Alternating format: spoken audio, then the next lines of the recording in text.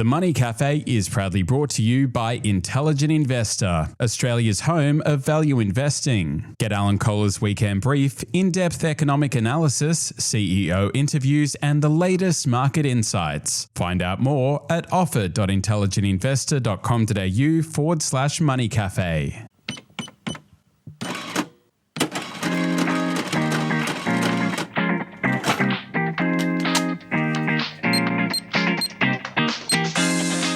Hello, I'm Alan Kohler, Editor-at-Large of Intelligent Investor and Finance Presenter and columnist for the ABC. And I'm Stephen Mayne, contributor at Intelligent Investor, founder of Crikey and shareholder advocate. And we are? We are the Money Café, boss.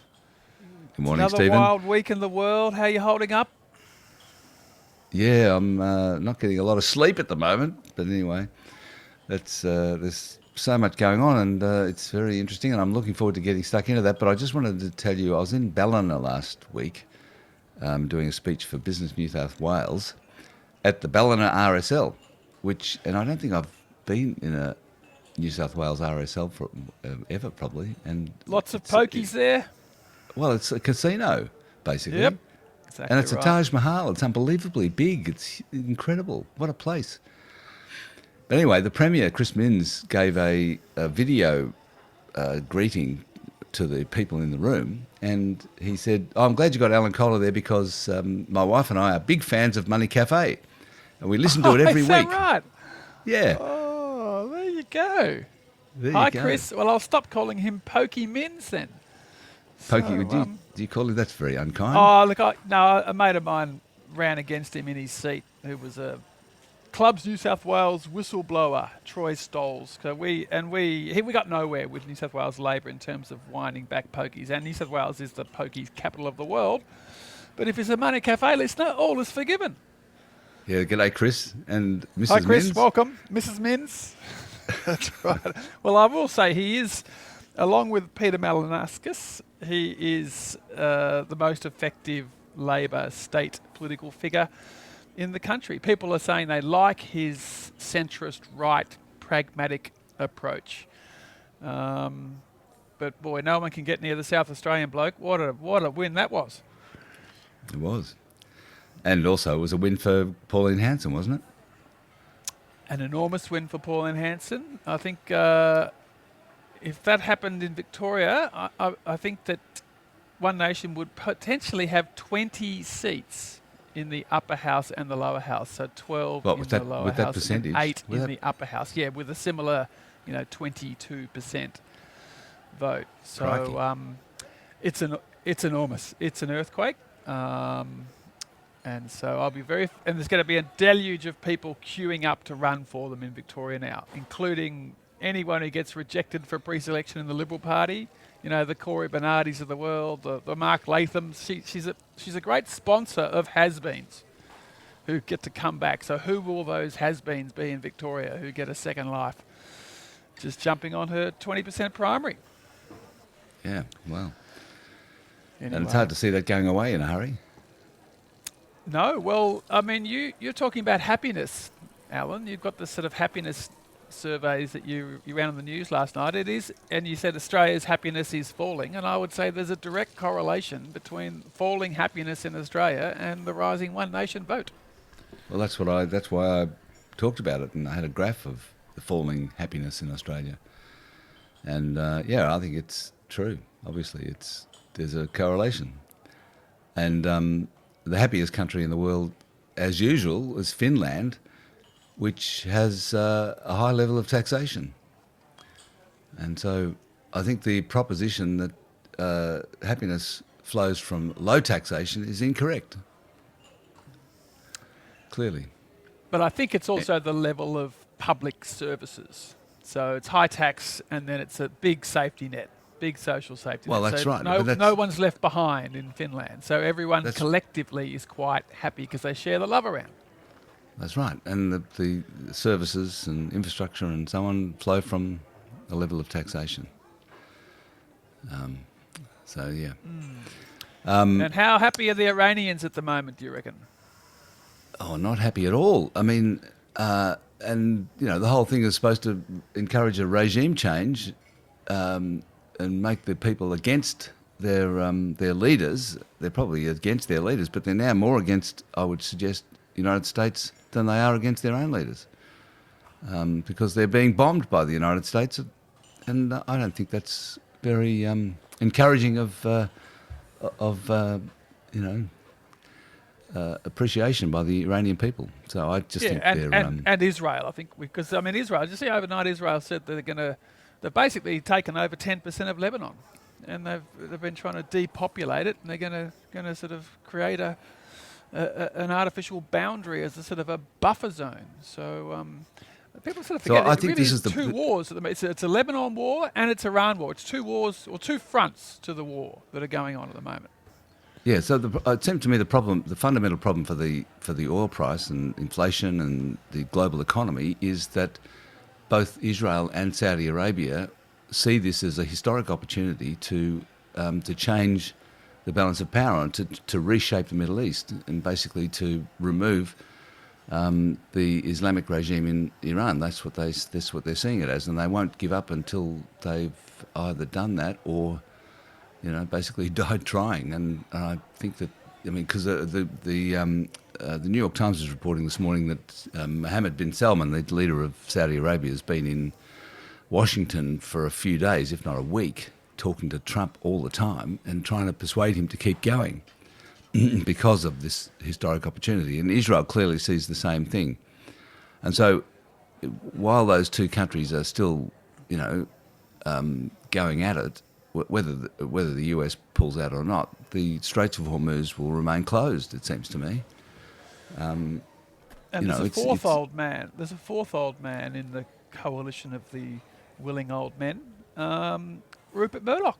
Did you see that Bloomberg piece over the weekend that Rupert was influential and was urging Trump on multiple occasions to launch into Tehran and to join with Netanyahu? So people like J.D. Vance were against it, and Rupert, just as he was the chief propagandist for the 2003 Iraq War, and I was watching Fox News a little bit this week, and they're just all over it. It's just a complete repeat of 2003. They're just absolutely get in there, go harder, we're winning. This is, it's just totally on board the war. And I'm puzzled why Rupert is such a warmonger, why he's urging Trump to do this. Because it's not helping anyone at the moment. No, I don't know why. Why would he do it? I mean, you had a big go at him in Crikey yesterday, didn't you? Well, I just said that he's got a history. I mean, he was against the Vietnam War back in the day. I mean, Blackjack McEwen rang him up the night before the decision was announced to apologise and say, look, I'm sorry, I know you won't be happy, Rupert, but we're sending troops to Vietnam. I know you're against it, So, and then he's just gone full circle. And, I don't know. But I find it very puzzling. But, and then you got Trump's sort of manipulation of the markets. I mean, when he came out and said we're having discussions and we're going to delay hitting their infrastructure for 5 days, I mean, I think that was just basically made up. And the futures were up 1,200 and the oil price fell $8, and there's all sorts of talk of people who had the tip, who were taking market positions that profited from the jerking around. So, but you just can't believe anything Trump says. From what apparently that's right, that somebody did jump into the market and make a lot of money out of it. So there does seem to be have been a bit of insider trading there. And I wouldn't be surprised if there's more and more troops being moved there. I wouldn't be surprised if there are some troops on the ground within a week or two as part of an operation to try and get the Strait of Hormuz opened. I really wouldn't be surprised. I mean, why would you be sending thousands and thousands of troops? Yeah, well, the Wall Street Journal is saying that Pentagon's deploying 3,000 airborne soldiers to the Gulf this morning. So that's, as you say, that's happening. I mean, the problem is that opening the Straits of Hormuz is much more difficult than that. Or are they going to sort of occupy it? And if so, that's going to be a long-term, very messy occupation. There's also talk that they're going to occupy the Karg Island, which is where Iran processes its oil and exports from. I mean, sort of doing stuff like that basically invading the country and occupying part of it, whether it's the Iranian side of the Strait of Hormuz or Cargo Island, I mean, that is basically going to war. And it's 92 million people in the size of Queensland, so you can't occupy or invade the whole country. So it would just be elements of it. So you'd start with the southern border, where you've got people launching drones and missiles, and you'd have a landing there, and you'd take a piece of it to try and neutralise any attacks on ships. But there's such a long border where you would have relative proximity to ships passing through, and with their, as you wrote in the ABC this week, with their dominance on drones, they would just it'd be virtually impossible to suppress. If they want to hit ships going through the Strait of Hormuz, they will be able to do it. So it's not until you will have an agreement with whoever's in charge with it in Iran that you can open the strait. And I don't see how you can do it in a hostile way with troops or bombing from the air. If they want to shut the strait, they can shut the strait. Ship owners, insurers, people just won't go through it. But some ships are getting through because they're paying a toll. Like ships going to China. So it is partially open. They want to get a Suez Canal type toll going like the Egyptians benefit from, which is another interesting long-term play, because it is the world's most vulnerable choke point, isn't it, effectively? Well, that's what it's emerged as. Yeah, that's right. So I mean, Goldman Sachs put out a new oil price forecast yesterday, which was that the price will go to $115 a barrel. This is West Texas, which is currently under 100.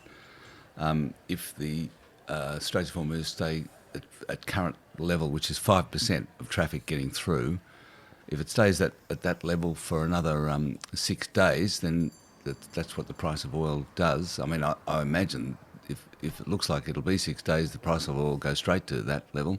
If it stays closed or at 5% traffic for longer than that, it goes to $150 a barrel.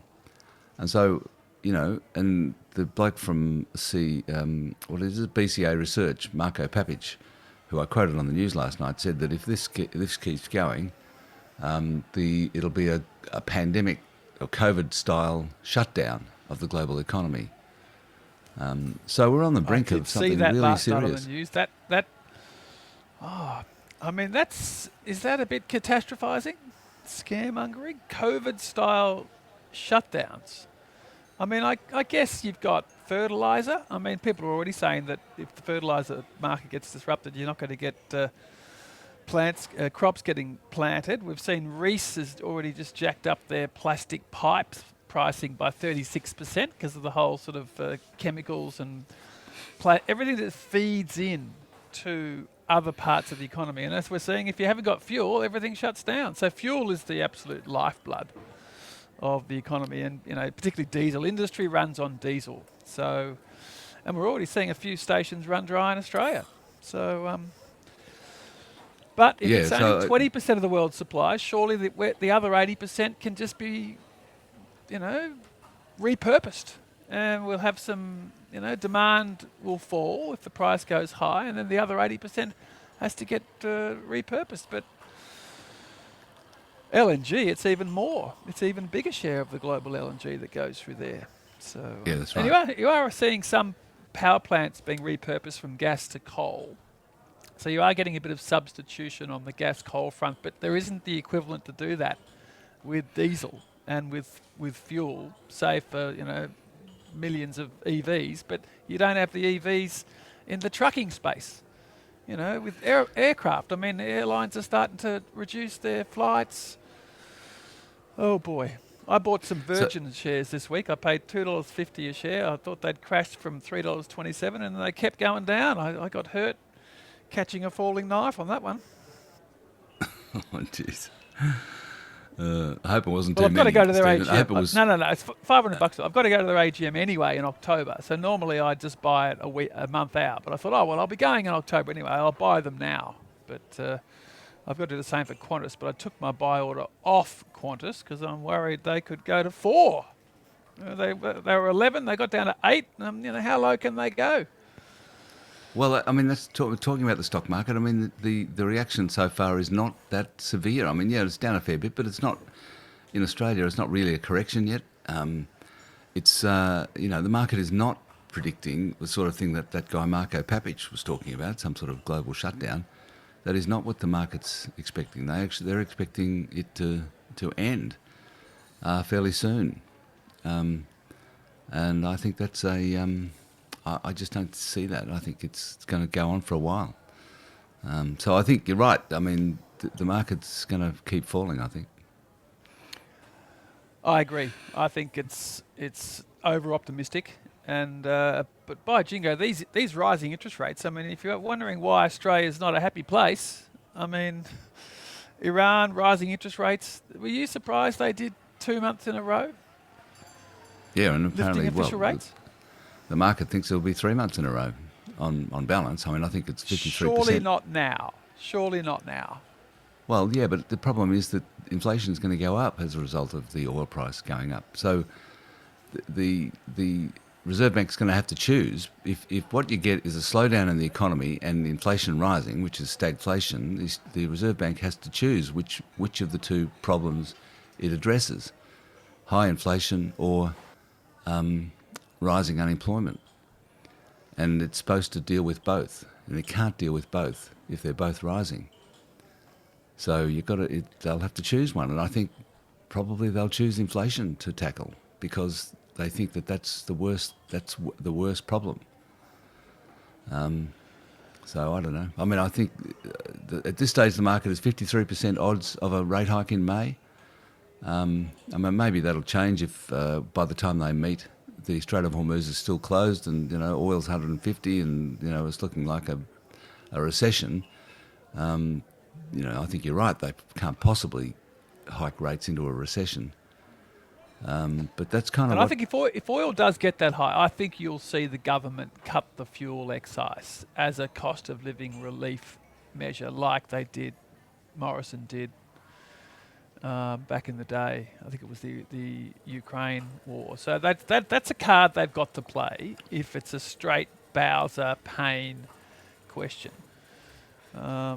But look, see, interest rates are rising right across the curve. I mean, the short end's obviously going up with official rates, but you see that the 10, as you wrote the other day, the 10-year is now above 5% in Australia. Hasn't been that high for many, many years. No, that's right, and so that's going to have an impact on the stock market as well, because it affects the valuations of shares. So yeah, look, I mean, yeah. Anyway. Enough of all that unhappiness. What do you make of, speaking of unhappiness, what do you make of Anthony Catalano and what's going on there before we get on to questions? Well, I think it's, you and I, there's not many of us journalists out there, Alan, who've taken a punt and started a media business. You were more successful than me, but he was 10 times as successful as both of us. And he was probably the most successful journalist entrepreneur in Australia. Probably made about 100 mil initially just with his property ad giveaways, which Fairfax had to buy. But you've got a part in this story because you were the editor of The Age who plucked him from the sub-editor's desk when his biggest experience was as a police reporter. And at the age of 27, you made him property editor of The Age. And he parlayed that into a property classified empire, and he sort of, he still owns the Canberra Times, the Newcastle Herald. He's a media mogul, and none of that would have happened if you hadn't made him property editor in 1994. So tell us about why you did that. Well, because it was clearly going to be a good property editor. I mean, he understood property. He was incredibly ambitious, and I was interested in finding ambitious, talented people and putting them into positions of that were the right positions for them. And he was terrific. I must say he was a very good property editor, and he knew what he was doing. And you're right. I mean, I think you forget Christopher Skase, who did pretty well, a former journalist who did pretty well as well. Although it was all a bit built on debt, wasn't it? So it went badly in the end. Yes. For different reasons than Anthony's gone badly. Well, the Catalano empire may end up fully imploding like the Skase Empire did. Plus, there may well be criminal charges, obviously, with horrendous family violence allegations against Catalano. But well, I mean, you had a small part to play back in the day. You love doing the left field appointments, don't you? Like I remember you appointed Louise Adler as arts editor, and everyone was a bit, what's going on here? And then she's become a superstar over 30 plus years, and that was the biggest job. So what's your thing about plucking people? Left field appointments, they call you. Alan Left Field Appointments Kohler. Yeah, well, I wanted to shake things up. It was I was in a sense that was my job at the age, was to shake the place up, and I did that. I possibly did you it. You were Conrad Black's quickly. man to shake it up. Yeah. You didn't do it too quickly. You did a great job. And you fought Jeff Kennett back in the day. You took on Jeff Kennett. I did. And then he took me on. He got me sacked. And he got you sacked. No, he got me sacked. So you and I can both have agreements about Jeff Kennett. So there you go. Oh, goodness me. Now, before we do questions, I was going to mention the European Free Trade Agreement. So you and I, if we wanted to be entrepreneurial again, we can no longer set up a feta, a Gruyere, a Ouzo business, anything with Romano or Bologna or Bavarian beer or Munich beer. Out. Banned. Can no longer do it under this European Free Trade Agreement. But we've got a little bit more access to their dairy and beef markets, although if you read the commentary, it's not enough. So the agrarian socialists in Europe haven't opened the door that much to Australian agriculture. A little bit. But it is interesting that the Europeans are madly doing deals all over the world. They've done the Indians, Indonesia, South Americans, and now us. And it's all because of Trump. Trump's gone mad. The rest of the world must deal together. So I think it's probably a good thing for the global rules-based system that Australia and the Europeans, after 8 long years, have finally got a trade deal done. I think it is a good thing, yeah. I mean, look, obviously the Europeans have got what they want, which is, cancelling all those, stopping us having all those names of different foods. And, everyone in Australia, farmers and food business people are grumbling about it here, but okay, that's the price you pay for access to the market. And I think the access is going to be important. Now, the POMs are not going to make us change the name of Victoria, are they? Or South Wales, New South Wales? I mean, there's so many things in Australia that are named after the colonialists. But I guess we have borrowed a few of their Europeans. The Europeans are different from the POMs. I guess we have borrowed far too many of their regions and their names. I mean, we lost Champagne and Beaujolais many years ago, but... I'm glad they've done the deal.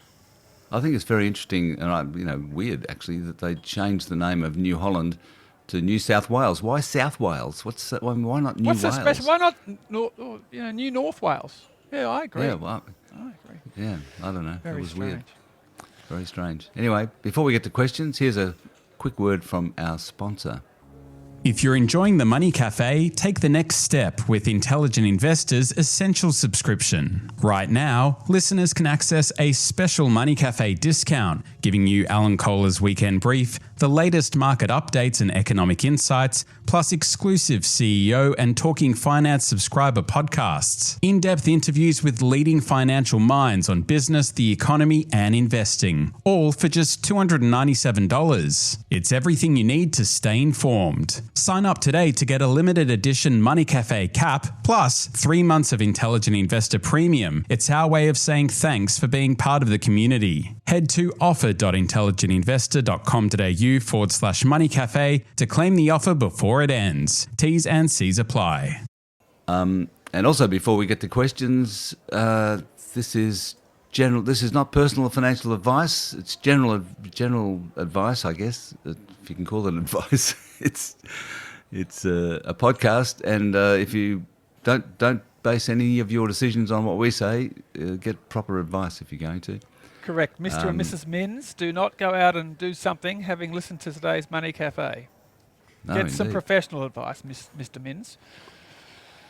Now, Ted says, as you know, there is a growing cohort of Australians with strong on-paper wealth, positions through property, but are increasingly constrained by rigid income-based lending models when seeking new credit. In effect, balance sheets are strong, but liquidity is tight. It is creating some odd outcomes nationally. People with significant assets are making overly conservative financial decisions, delaying investment and retirement, or drawing down long-term savings and super earlier than they would otherwise need to. With interest rates elevated and cost of living pressures persisting, that gap between wealth and usable capital seems to be widening.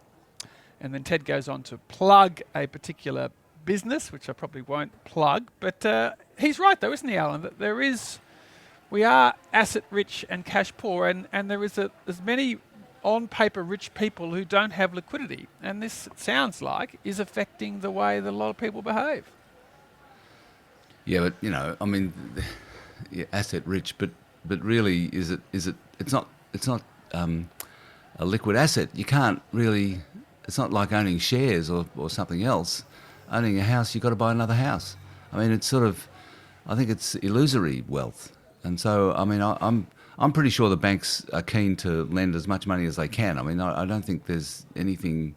I think we can be confident that the banks are doing the most lending they can possibly do, and they're bad debts. They're income obsessed. So if you go to the bank and you say, lend me some money against my $1 million house, well, but they won't lend you some money unless you can show them that you've got income as to how you're going to pay it back. That's the whole point. I'm saying they should do reverse mortgages, and they should lend. If someone's asset rich, they should lend a truckload on the basis that, well, if you stop paying us back, we'll liquidate your asset. I mean, that's the security they've got. Why do they have to so focus on income rather than asset backing when they lend? Oh, I think that's fair enough. I mean, you don't want to have a situation where the banks are foreclosing on a whole lot of houses and kicking people under the street. They've got to make sure that everyone can afford the repayments. Goodness me. Yeah. I mean, that's why they don't want to do it. They don't want to be kicking grandmas out of their homes to get a reverse mortgage repaid. Yeah, I think that's a perfectly reasonable position to take. Yeah, and I guess the other point is our super system is unique in the world. I mean, locking up so much of the nation's capital, and you can't access it until you're 60 at the least. That is a liquidity issue, where you've got all this money on paper, but you can't touch it until you're 60. So yeah, it means that people don't feel that cashed up because they can't access their cash. Anyway, it's the unique Australian way. That's right. Lisa, your turn. We've got a couple of universal basic income questions, one from Lisa and one from David.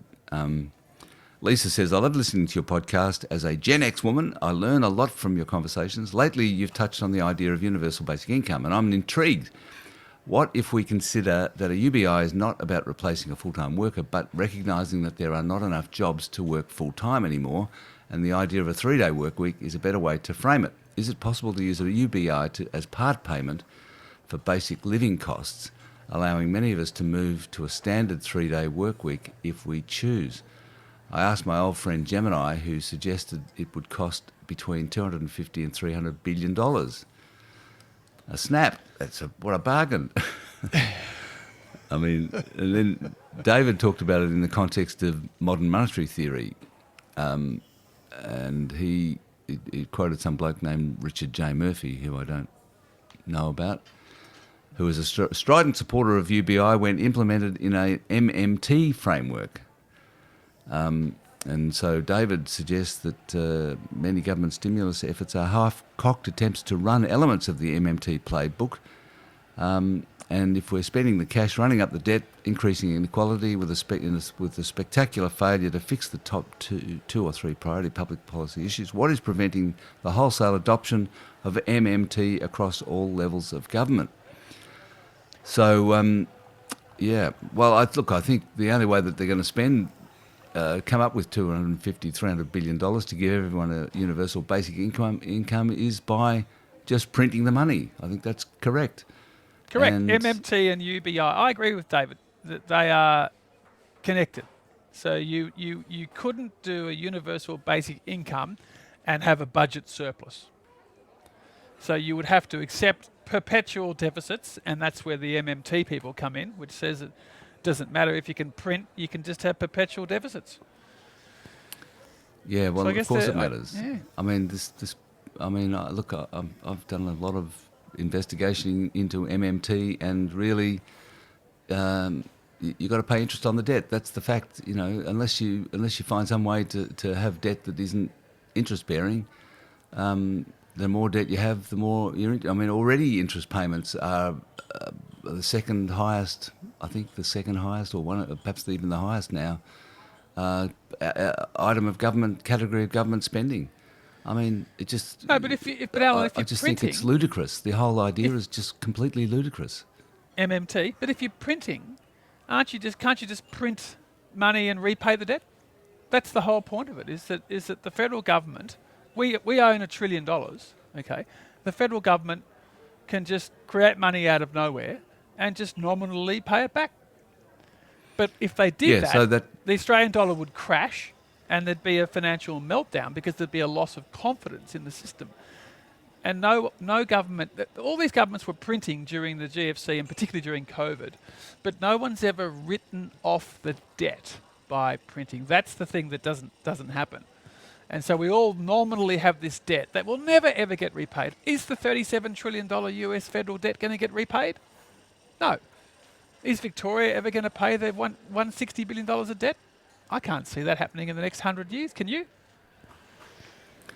No. So then the question is, well, okay, what about inflation? Because if you flood the system with all this newly printed money, whatever you do with it, whether you're repaying debt or you're just using it to pay people a wage for doing nothing, then obviously it'll be inflationary, I imagine. I mean, so look, I just don't think that it's that simple, and most of the people I talk to about who are true MMT, modern monetary theory people, they don't talk about it in terms of adopting MMT. They talk about it as being a description of the way the system works already, which is that governments do print money now in order to pay their bills, and then they use taxation to get money out of the system to prevent inflation. I mean, that's really what the core of MMT is, that it's not something you adopt. It's simply a description of the way it works, which is that when the government pays its bills, it actually just sends an instruction to the Reserve Bank to pay the bill. And the Reserve Bank, in order to do that, prints the money. And then the government, separate to that, imposes taxation in order to remove money from the system to stop inflation. And so MMT isn't, as far as I'm aware, something you just adopt.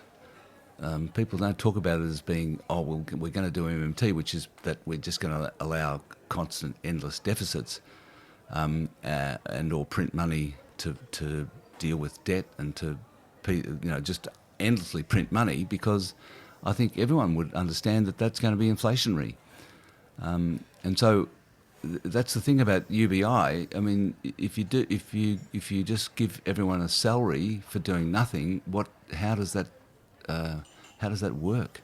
Where does the money come from, and what does it mean for inflation? I think that UBI is fine as long as you're kind of restructuring the whole tax system in order to raise the money from whoever's making it, which is presumably the rich people who own the AI companies that are sending people out of work. I mean, and Lisa's... Sorry, go on. I also thought that MMT, the biggest constraint on MMT was just the resources in the economy. And as long as you don't overly print such that the resources get scrambled for and there's massive inflation, you can print. And the other point is that as long as everyone's doing it, so if the Americans, because they're the world reserve currency, if the Americans are printing, and they've been printing massively, then that's a green light for everyone to do it. And the only reason you get the Zimbabwe or the Weimar Republic thing is that you get people printing currency when the others aren't doing it, and then their currency crashes, and that contributes to the hyperinflation as well. But if the whole world is agreeing to print lots of money, as long as they're printing to a level that's not causing a massive scramble and competition for resources, I guess conceptually you won't have a massive breakout of inflation, as long as you don't print too much. Yeah, well, but that's right. I can't see it working. No, well, that's right. So MMT people agree with you, Stephen, that really it's what it's all about is the ability of the economy to produce the products that will be demanded by the people who've got the money. That's kind of what it's about. As you say, it's the resources, the resource base of the economy, the ability of the economy to produce the goods and services. And the problem in Australia is that the low productivity has meant that the output capacity of the economy is low. I mean, we have what they keep talking about, the speed limit of the economy, which is about 2 to 2.1% GDP growth. And which is why we've had 2 rate hikes this year, because the economy's hit its speed limit. And the Reserve Bank keeps going on about productivity being low, which is what the problem is. So really, you start to get down to, well, the only way you're going to do all this and have universal basic income and all that is if the productivity of the economy goes up, and maybe it will. I mean, people talking about AI, they're talking about huge increases in productivity as a result of AI. And robots and self-driving cars. Yeah, sure. I mean, 6% of all jobs are driving. So if you take all those jobs out, you will have a massive productivity gain for the people who are controlling the self-driving cars and trucks and vehicles. But what will those 6% of the workers do if they're not driving? Yeah.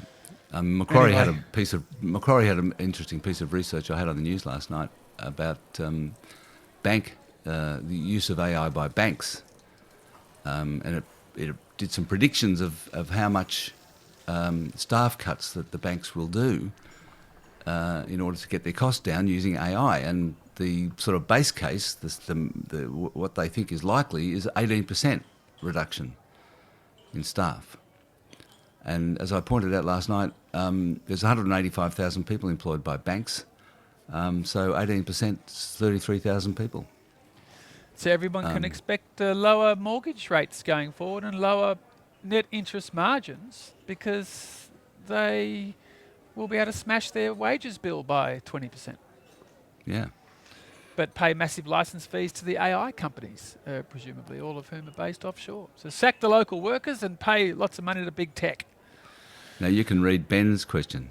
Ben says, I've been struck by the decline in the price of gold over the period of the conflict in the Middle East, down 25% for the month. For the last year, we've been told everyone is buying gold as a safe haven in an uncertain world. Wondered if you might be able to speak to what's happening there. Wasn't this meant to be the very circumstance for which everyone was buying gold? Well, I think you've got a bit to crow about here, boss, haven't you? Because you said it was a speculative bubble, and that's what it has proven to be. Yeah, so in the second half of last year, it became a speculative asset, not a safe haven asset. And it was particularly for Chinese speculators, and it was mostly in the south, the south of China, and the Shenzhen and Shanghai commodities exchanges. They were, the Chinese were going mad for gold, and they were speculating like crazy, and it was a bubble, and it's burst. So yeah, I mean, so what happened as a result of the war in the Middle East is that all speculative assets were sold off, or what they call risk assets. It became a risk-off picnic, is what they call it, and that included gold and silver. Down they went. And do you think they're going to keep falling though? I mean, like it is still a real thing that gold is a safe haven. So you'd have to think that it won't plunge as much as some other asset classes. But yeah, you're right. It can't go from 2,000 to 5,000 just because of Trump. Basically, it was Trump was considered the risk, but you're right. It was just a speculative bubble driven by a lot of ETFs, a lot of people moving away from US dollars and into hard gold assets. But do you think it's going to keep falling? People are pretty shocked by the fact that gold's come off 25% when it's meant to be a safe haven. I mean, in a shocking world, the crunch in gold has been one of the things that it surprised me. It didn't surprise you. You said this was going to happen. But do you think it's going to keep falling? Not that you're giving financial advice. I think I think the froth has come out of it. I really don't know how far it falls, but it was rising pretty strongly before it became speculative last year. And the reason for the rise was largely central bank buying to replace US dollars and US treasuries in their foreign exchange reserves, because people were losing faith as a result of Donald Trump. People were losing faith in the US dollar and the US treasuries, and also because of the big, very large US debt and deficit. So that hasn't gone away. That's still the case, and I think that there will be a sort of a floor for the gold price because of central bank buying. For that reason, what exactly it is, I don't know, but I think we're probably approaching it.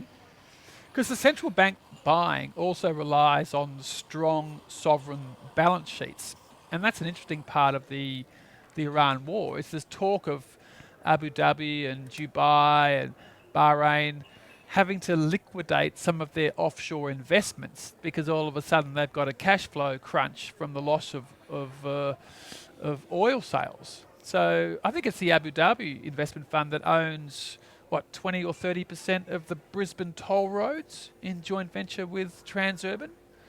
So it's the same with gold. I mean, if you're Russia, you haven't got the spare cash to keep your gold reserves. You've got to sell gold to fund your war. So I think there's in a sort of a war situation where there's also risk of a global recession, there is an element of all holders of gold, including central banks and governments, needing to liquidate into cash to repurpose those assets for other more pressing needs. So I think central banks probably can't afford to keep stockpiling gold in the current environment.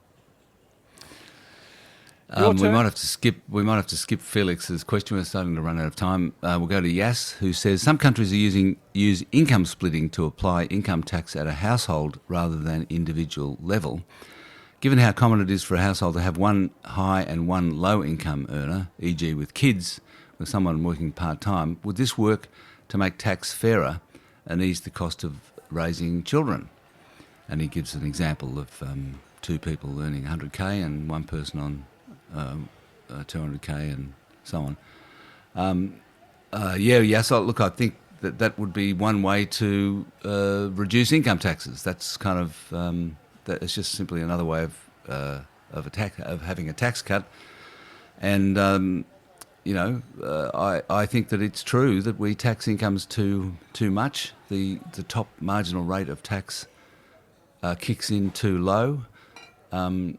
I don't think the marginal rate is too low. It's 45 plus the Medicare levy, and I think that's okay, but it just kicks in a bit too low, don't you think, Stephen? So they need to cut it in some way, and maybe that's one way to do it.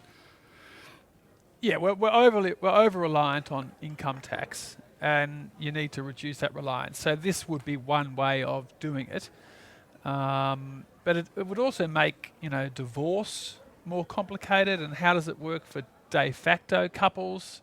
So just allowing couples to commingle from a tax and an income point of view, it would add complexity to the system. And a lot of people say that the problem with Australia's system is there's too many deductions and it's too complex, and we'd be a whole lot better off if the overall tax rates were lower and there were less deductions. So I'd probably be against adding further complexity with an income splitting model, albeit we need to cut income tax overall because it's punitive, and the top rate kicking in at 190,000, as I've said before, is outrageous and leaves a lot of people hard up. And Alistair, our last questioner, he's one of those people who's talking about it. Alistair's story is that he is worried about the changes to the capital gains tax that's likely to be announced in the budget. So Alistair is 40 years old, doesn't own property, and as a small business director, most of Alistair and his wife's net worth is tied up in their startup business. And while it's doing well so far, he's paying a significant amount of income tax on the profits that the business is making. And then he goes on to talk about many of his friends who've put their money into buying a house, and the house has gone up in value, and they're doing better than him because the family home is so much more tax preferred than someone like Alistair, who's taking a risk, employing people, being productive, but he's finding that the system is punitive against him, and he's very worried that it's going to become even more punitive because they're going to reduce the capital gains tax discount. If he was ever to sell his business to perhaps try and buy a house, he'd be paying 20% capital gains tax if he was on the top rate. So I don't know. I mean, what do you think, Alan? I agree that it's too tough on business, and I would support taxing the family home to provide a bit more income to make life less tough for small business and just general income earners. But do you think Alistair's running a fair argument to not reduce the capital gains tax discount? Because people always think it's just on investment properties, but it's actually on all investments, including small businesses. It's not just negative gearing on housing, which would be affected by a reduction in the capital gains tax discount. I think capital gains tax is particularly tough on startup businesses because their base is zero, right? They're starting from nothing. And that was the case when we sold our business, Eureka Report and Business Spectator. We started off, the base value was zero, and we sold it for whatever we sold it, and the tax applied to the entire sale price. It's not as if we'd bought the asset and then sold it, and so that the base was the buying price, like you do with most things. So I think capital gains tax is particularly hard on startups for that reason, and increasing it, would really be a blow to startups. So maybe there's a way of doing it so that if you have a startup business, you're still on 50% discount, but if it's an asset you've just bought, maybe it comes down to 33%. I mean, I think there's a case for going back to inflation adjustment rather than a simple discount, which is what it used to be before 1999. You just deducted the CPI on the basis that you shouldn't have to pay tax on the increase in the value of your asset that's come about as a result of just inflation. And so, and the idea of the discount of 50% was simply to replace that. But it's a problem. It's much simpler, but it's kind of too big a discount probably. I mean, I think there's a case, it's probably worth about 33% now, which is what they're talking about cutting it to. But I think the thing is that, that'll change again over time. Inflation goes up. Probably with the inflation rate, if the inflation rate goes to 5%, then the 50% discount is correct. Is the right discount for a CPI adjustment. But when inflation is 2.5%, which is what the Reserve Bank wants it to be, then it really ought to be less than 50%. But so I think the thing to do would be to go back to inflation adjustment. But even though it's complicated, accountants can do it. It's not too hard. And just finally, I won't read the whole of Felix's question, but while we're speaking about inflation, he was challenging the 2 to 3% target. And I thought I'd ask you, Alan, why isn't it 0 to 1% target? Like, where did we settle on 2 to 3%? Because there's a lot of people who are angry with the 2 to 3%, and that's the people with all the mortgages who are copping these rate rises because inflation is above this 2 to 3% target, and they're saying, as Felix says, I don't care if inflation is 4 or 5%, don't smash us with all these interest rates. So why are we so obsessed with this 2 to 3%? And if we're so obsessed about inflation, why isn't it 0 to 1%? Like, where did 2 to 3% come from? Why is that acceptable? Should be zero, shouldn't it? Well, so they've said that basically they're saying that they want to have some inflation. They want prices to rise every year, because if prices don't rise, then people tend not to spend. If you think the prices aren't going to rise, you really. So you wait for them to get cheaper.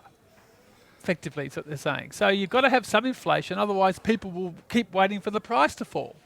Yeah, of a non-perishable product. Wow, that's interesting. No, well, I think that there is that sort of argument. That's why they're going for 2.5%. It's actually not a 3% target anymore. They say it is, but actually what they're going for is 2.5%. And the problem, I think, my view of the 2 to 3% target is that it should be allowed to go below 2%. I think that it should be the target ought to be something like 0 to 3%, because when inflation was 1.5% between 2015 and 2020, they tried to get it up to 2% by cutting interest rates. And the result was we went into the pandemic with the cash rate at 0.75%, and they had nowhere to go. I mean, they were cutting rates, drastically over, 5 to 10 years to try to get inflation up to the target, and it just took away their room to move. And when we actually had a crisis, they could only cut the cash rate to 1.1%, and then had to print lots of money, and they were, it was a mess. And the thing I can't work out is they accept the past blowout in inflation and never try to claw that back. So if when inflation peaked at 6 or 7% post-pandemic, shouldn't the target have been reduced to, and next year we want prices to come down by 3% to get back to that long-term average, 2.5%? But they just bank the 6%, and then they just bake it in, and they say, right, 2 to 3% from here. So, I think overall inflation has been too high since COVID, and there's been no ambition to get it back to what it was pre-COVID, adjusted to 2.5% a year. People just accept we had a bad year, and now let's just keep rising on top of that bad year. Yeah, but if you're going to get prices back, if you're going to claw it back, get prices to fall, you have to have a recession. No one wants that. What are you talking about, Stephen? No, just if the price of milk goes from $2 to $3, then it should go back to $2.20 when the price shock is finished. Like, COVID was a price shock, but the prices never came back down after the shock. Some of them did, oil and others, but overall it didn't. Anyway, I know I'm on a hiding to nothing here, boss, but I just thought I'd have that quick rant. You're absolutely on a hiding to nothing. Hiding to nothing, as usual. Give up, Stephen. All right. Great. Well, thanks everyone for listening. Alan. Great to talk to you, Stephen. Thanks very much. And thanks to everyone for listening to today's Money Café. I'll be back next week with James Thompson. Send in your question to the Money Café at intelligentinvestor.com.au. So until then, I'm Alan Kohler, Editor-at-Large of Intelligent Investor and finance presenter and columnist for the ABC. And I'm Stephen Mayne. Look forward to talking to you in a fortnight. Thanks for listening to today's episode of the Money Café. If you'd like more, join Intelligent Investor's Essentials subscription. Visit offer.intelligentinvestor.com.au/Money Café, and you'll get my weekend brief, talking finance and CEO interviews. Sign up now for just $297, and we'll give you a free limited edition Money Café cap, plus Intelligent Investor Premium, free for 3 months. Get in quick at offer.intelligentinvestor.com.au/Money Café. T's and C's apply.